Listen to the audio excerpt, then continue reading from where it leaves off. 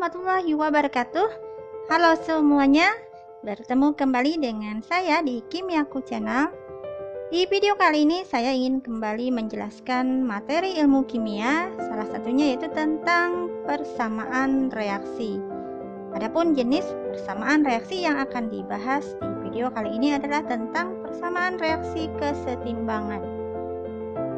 Pembahasan materi reaksi kesetimbangan ini cukup luas, sehingga pada video kali ini merupakan bagian pertama dari reaksi kesetimbangan, di mana yang saya ingin jelaskan adalah bagaimana ciri dari reaksi kesetimbangan kimia dan arti dari reaksi kesetimbangan itu sendiri, kemudian tetapan atau hukum kesetimbangan, dan bagaimana cara kita untuk menuliskan persamaan tetapan kesetimbangan kimia tersebut. Dan agar bisa dipahami dengan baik, silahkan disimak video ini dari awal sampai akhir tanpa panjang lebar. Ini dia videonya. Arti dan ciri reaksi kesetimbangan dinamis.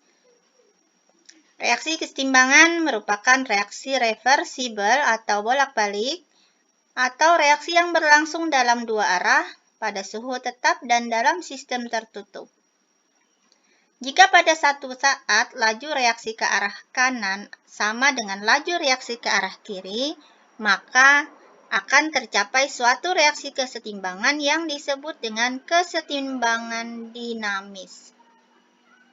Sehingga ciri dari reaksi kesetimbangan dinamis yang pertama adalah reaksinya berlangsung dalam dua arah.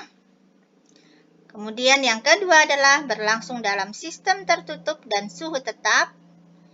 Ketiga, secara makroskopis atau secara kasat mata kita tidak bisa melihat adanya reaksi yang terjadi, tetapi secara mikroskopis terjadi reaksi dua arah yang berlawanan dengan laju reaksi yang sama. Adapun contoh dari persamaan reaksi kesetimbangan, yang pertama, kita lihat ada reaksi kesetimbangan yang disebut dengan kesetimbangan homogen. Maksudnya di sini adalah bahwa dalam persamaan reaksi kesetimbangannya itu wujud zat itu di dalam persamaan reaksinya kita bisa lihat nanti sama. Misalkan sama-sama gas atau sama-sama larutan dan yang lainnya. Ini bisa dilihat pada persamaan reaksi berikut ini, yaitu pembentukan SO3, di mana wujud atau fase dari setiap zat yang bereaksi, lambangnya di sini adalah G, artinya gas. Kemudian, persamaan reaksi kesetimbangan yang kedua adalah kesetimbangan heterogen.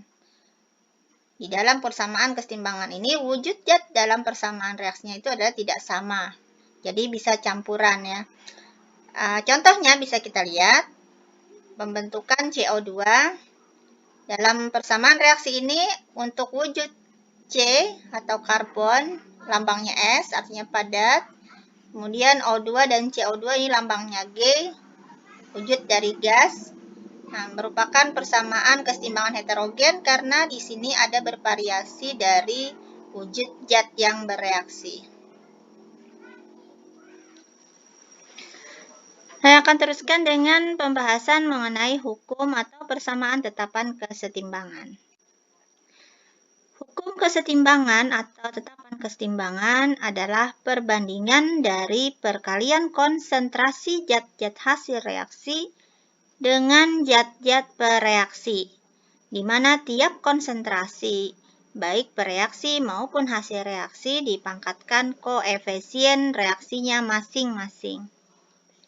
Nah, karena konsentrasi zat yang mempengaruhi laju reaksi hanya dari zat-zat yang homogen, yaitu yang berfasa gas atau larutan, maka yang berpengaruh atau yang nantinya disertakan dalam rumus tetapan kesetimbangan juga hanya zat-zat yang berupa gas atau larutan, atau yang homogen saja. Dan wujud cair serta padat itu adalah tetap.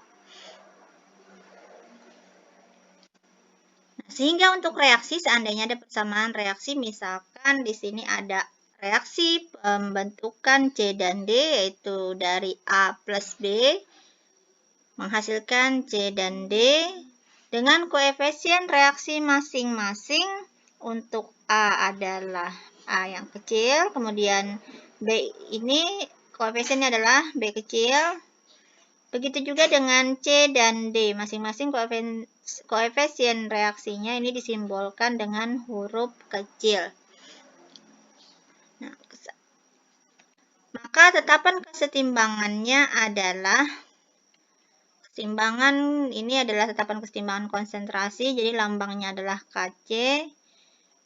Sesuai dengan pengertian dari hukum kesetimbangan ini tadi atau tetapan kesetimbangan ini, maka Kc sama dengan perbandingan dari perkalian konsentrasi hasil-hasil reaksi. Jadi yang bagian atas di sini adalah hasil, yaitu senyawanya C dan D. Ini dikalikan konsentrasinya, tetapi masing-masingnya nanti kita pangkatkan dengan koefisiennya. Jadi konsentrasi C, koefisiennya, pangkatnya nanti sini C, D, pangkatnya sini adalah D. Begitu juga dengan A, pangkatnya adalah A. Ini B, pangkatnya juga B. Ini masing-masing koefisien yang ada di depan sini. Angka-angka yang ada di depan lambang unsur atau senyawa dalam persamaan reaksi tersebut. Sekali lagi, tetapan konsentrasi atau Kc ini adalah hasil perbandingan dari zat hasil per zat reaktan. Jadi yang di bawah ini adalah zat-zat reaktan atau yang bereaksi. Bagaimana contohnya supaya lebih jelas? Ini ada persamaan reaksi dari pembentukan NH3, yaitu reaksi antara N2 plus 3H2, kemudian ini hasilnya adalah 2NH3 dalam reaksi kesetimbangan. Bagaimanakah persamaan tetapan kesetimbangan konsentrasi atau Kc untuk reaksi yang di sini, pembentukan NH3 ini? Nah, di sini jawabannya adalah bahwa Kc sama dengan yang kita lihat tadi. Di sini persamaannya perbandingan antara yang di atas adalah hasil reaksi dibagi per reaksi. Dalam persamaan reaksi yang diminta di sini, yang di soal ini adalah di bagian hasil itu adalah NH3. Kemudian koefisien NH3 itu adalah 2. Maka perbandingan yang untuk Kc ini yang bagian atas itu adalah NH3 berpangkat 2 karena ada koefisien di depannya 2. Kemudian dibagi hasil kali konsentrasi dari pereaksi yaitu N2 dan H2. Di mana H2 ini ada koefisiennya 3, maka pangkatnya nanti adalah 3. Nah, bisa dilihat jadinya seperti ini. Sekali lagi, ini yang di atas itu adalah bagian hasil. Ini koefisiennya jadi pangkat. Kemudian bagian bawah dari perbandingan ini adalah pada bagian pereaksi. Jadi zatnya adalah N2 dan H2. Hasil kali konsentrasi N2, pangkat 1 karena tidak ada angka, berarti 1 ini pun tidak kita tulis. Kemudian konsentrasi H2. Di depan koefisien persamaan reaksi sini H2 ada koefisiennya 3, jadi di sini berpangkat 3. Contoh kedua dari soal untuk menentukan persamaan tetapan kesetimbangan bisa dilihat pada contoh yang berikut ini. Tuliskan persamaan tetapan kesetimbangan konsentrasi atau Kc untuk reaksi berikut. Nah, kita lihat persamaan reaksinya di sini. C plus O2 menghasilkan CO2. Sebelum kita tuliskan bagaimana persamaan tetapan kesetimbangannya, perlu kita lihat lagi wujud-wujud zat yang ada dalam persamaan reaksi tersebut.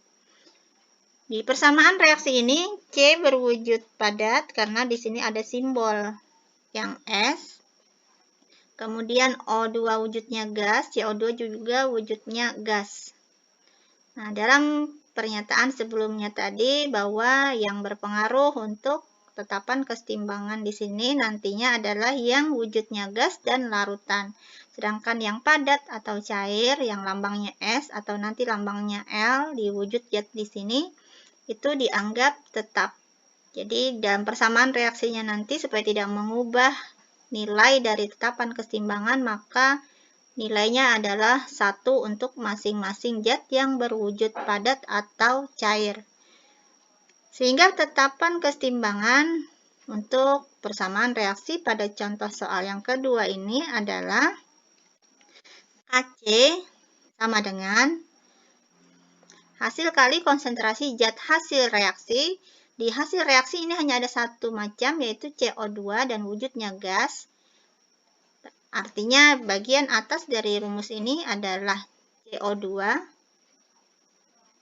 Kemudian di bagian bawahnya adalah bagian pereaksi yang kita masukkan adalah O2-nya saja. Jadi konsentrasi O2. Masing-masing di sini karena koefisiennya 1 berarti tidak ada pangkat yang menyertai untuk masing-masing zat.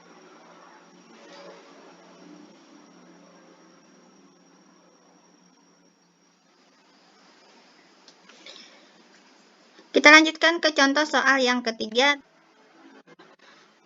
Tuliskan persamaan tetapan kesetimbangan untuk reaksi dari 2NH3 dengan fase gas, kemudian plus CO2, fase juga gas, menghasilkan CONH2 dua kali, fasenya adalah padat, dan air dengan fase cair. Menjawabnya kita kembali mengingat bahwa persamaan reaksi kesetimbangan ini harus kita perhatikan wujud zat dari setiap zat-zat yang bereaksi. Di mana zat yang kita masukkan di dalam persamaan tetapan kesetimbangan adalah yang berwujud gas atau yang berwujud larutan. Nah, di sini dalam persamaan reaksinya yang ada di soal, ada zat yang berwujud padat dan ada zat yang berwujud cair. Di bagian hasil reaksi, ada yang berwujud padat yaitu CONH2 dua kali, sedangkan yang berwujud cair adalah air. Sehingga kalau kita tuliskan untuk sementara, persamaan tetapan kesetimbangan sesuai aturan adalah Kc sama dengan konsentrasi CONH2 dua kali pangkat 1 dikali konsentrasi H2O pangkat 1, jadi ini di atas adalah yang berada di bagian hasil. Posisi di atas pada persamaan tetapan kesetimbangan adalah untuk posisi hasil reaksi. Nah, dibagi dengan hasil kali konsentrasi dari H3 dan CO2. Sementara NH3 ini ada angka di depannya atau koefisiennya 2, maka di sini akan kita tuliskan pangkat 2. Dikali konsentrasi CO2, ini pangkat 1, jadi tidak kita tuliskan. Karena tadi CONH2 dua kali dan H2O ini merupakan wujud fase padat dan cair, jadi ini dianggap tetap dan nilainya adalah 1. Sehingga ini 1, ini H2O juga 1, berarti ini 1 kali 1 sama dengan 1. Hasil akhir dari persamaan tetapan kesetimbangan ini akhirnya bisa seperti ini. Jadi 1/NH3 pangkat 2 dikali konsentrasi CO2 pangkat 1.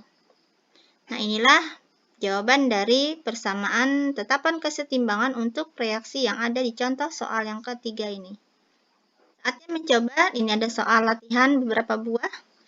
Yang pertama adalah reaksi antara SO2 dengan O2 menghasilkan 2SO3.